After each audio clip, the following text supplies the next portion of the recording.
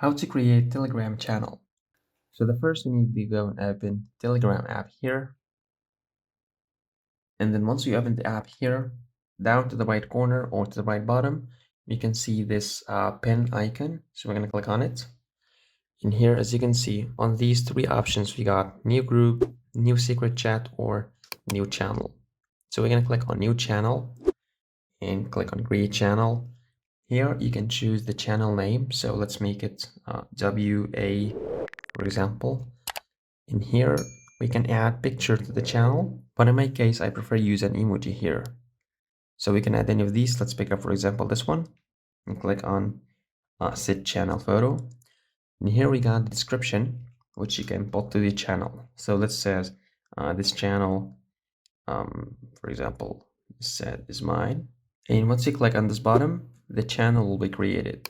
Just gonna take some process to create the channel, and that's how you can able to create a Telegram channel. So don't forget to like the video, subscribe to the channel. Also, let me know down in the comments below if the video is helpful, and thanks for watching.